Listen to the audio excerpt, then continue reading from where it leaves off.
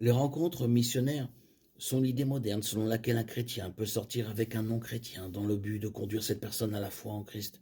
Bien que Dieu puisse utiliser de telles relations pour l'évangélisation, la Bible dit que nos relations les plus importantes devraient être avec d'autres croyants. Un problème dans l'évolution des rencontres missionnaires d'un point de vue biblique est que les rencontres de tout type n'étaient pas largement pratiquées à l'époque biblique. La plupart des mariages étaient arrangés. Pourtant, puisque les rencontres sont souvent considérées aujourd'hui comme une voie menant au mariage, les principes bibliques du mariage peuvent être appliqués aux rencontres, le précurseur du mariage.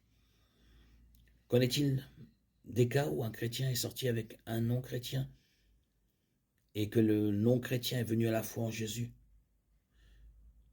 Nous louons le Seigneur pour chaque conversion.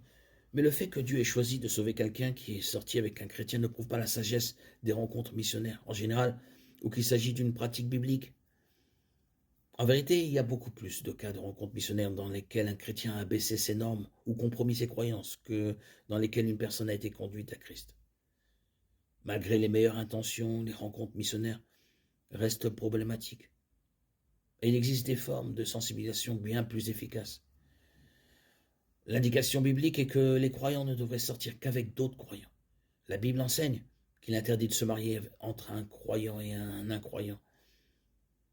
Dans 1 Corinthiens 7,39, Paul dit qu'une veuve est libre d'épouser qui elle veut, mais il faut qu'il appartienne au Seigneur.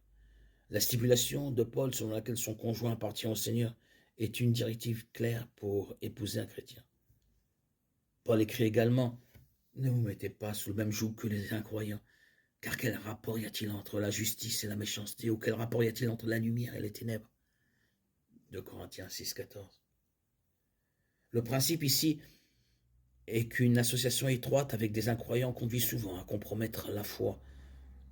S'engager dans une relation amoureuse avec un incroyant est une invitation aux ennuis. Ne vous y trompez pas, les mauvaises compagnies corrompent les bonnes mœurs. 1 Corinthiens 15, 33.